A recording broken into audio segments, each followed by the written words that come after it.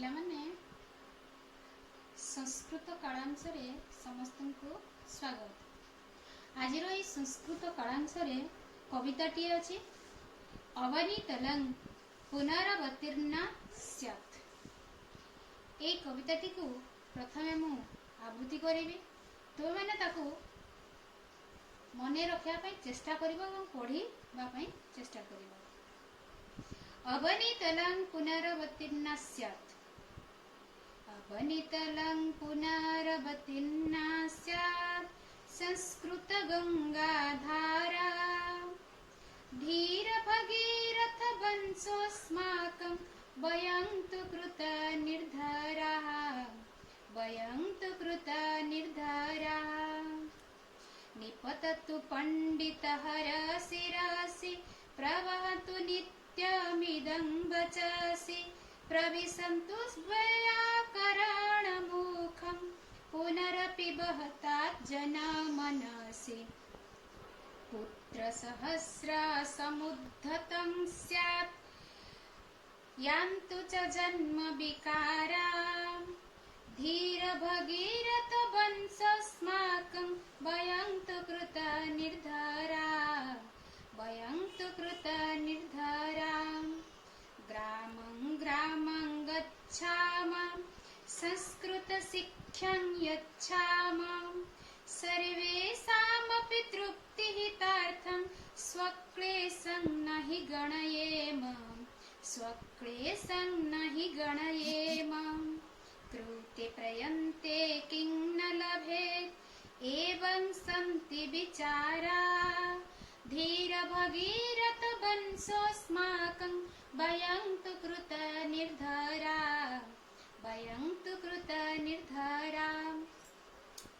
पिला माने संस्कृत देवभाषा। ए संस्कृत भाषा धीरे धीरे लोप पाइबा को बसिछि। तेणु कवि एठारे कविता माध्यम रे संस्कृत भाषार किपरि पुनरुद्धार करा जाय पारिबो सेथिपाई प्रयास करिसंती। अवनीतलं पुनरावतीर्णा स्यात्। अवनीतलं अर्थात अवनी अर्थात धरा धरा धरा पृष्ठ को पुनरावतीर्ण पुनः अवतीर्ण पुनः युक्त अवतीर्ण पुनर्बार अवतीर्ण करिबा ओल्हाई आसीबा। स्यात् संस्कृत गंगाधारा। संस्कृत रूपक गंगार धार संस्कृत धार को गंगा रूपक संस्कृत धार को किपरि भाबरे आमे पुणी थरे अवनीतल रे अर्थात पृथ्वी पृष्ठ रे बुहाई पारिबा सेथि पई प्रयास करिसंती। आमे जानितबा भगीरथ कोन करिथिले तपस्या द्वारा से स्वर्गर गंगा को धरा पृष्ठ को अवतरण करई पारिथिले। तेबे वयं धीर भगीरथ वंशोऽस्माकं आमे अस्माकं अर्थात आमे माने मध्य धीर से विज्ञ भगीरथंकर वंशधर। तेणु आमे कोन वयं तु कृत निर्धार आमे माने मध्य कोन करिबा से संस्कृत रूपक गंगार धार को आमे पुणी थरे भारत वर्ष रे प्रवाहित करई पारिबा।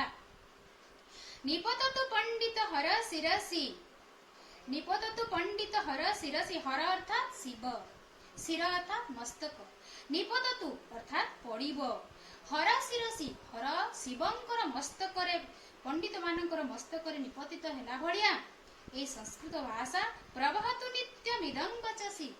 प्रवहतु अर्थात प्रवाहित हेबो किपरि नित्यमिदं नित्ययुक्त इदं नित्यमिदं वचसि। वचसि अर्थात वचन रे कथारे कथारे समस्तंक वचन रे संस्कृत भाषा प्रवाहित हेबो। प्रविशतु व्याकरणमुखं पुनरपि बहतात् जना मनसि। जे प्रविशतु व्याकरणमुखं व्याकरणिक मुखरे सर्वदा प्रवेश करू। समस्तंक मुखरे व्याकरण रूप रे प्रवेश करू। पुनरपि बहतात् जना मनसि।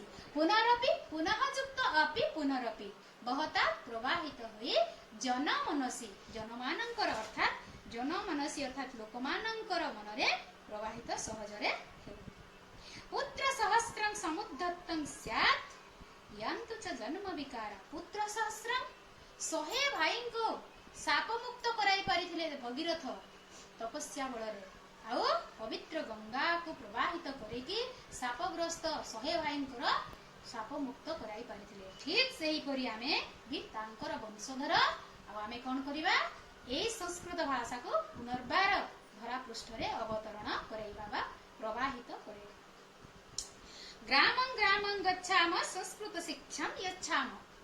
आमे गाँ गाँ जीवा संस्कृत शिक्षा प्रदान करिबा। गाँ गाँ जाई के संस्कृत शिक्षा प्रदान करिबा। आउ कोन करिबा सर्वेषां अपि तृप्ति हितार्थं सर्वेषां युक्त अपि सर्वेषां अपि समस्तंकर अपि माने मध्य समस्तंकर तृप्ति हितार्थं समस्तंकर तृप्ति बा हित साधन पई आमे कोन करिबा स्वक्लेशं नहि गणयेम। स्व अर्थात निजर, क्लेश अर्थात कष्ट, नहि गणयेम केबे हेले गणना करिबा नाही, निजर कष्ट को गणना करिबा नाही। कृते प्रयन्ते किं न लभेत। कृते प्रयन्ते यत्न कले प्रयत्न कले किं न लभेत कोन बा लाभ करा जाई न पारे, अर्थात यत्न कले सबु किछि संभव हेई पारे। एवं सन्ति विचारा एहा विचार करी धीर भगीरथ वंशस्माकं वयं तु कृत निर्धरा। धीर भगीरथंकर वंशधर आमे, तेणु आमे माने मध्य ए संस्कृत भाषा को पुणी तरे धरा पृष्ठरे प्रवाहित कराई पारिबा। पिला माने आजि पई एतिकी ए पाठटी को चेष्टा करिबो पढिया पई।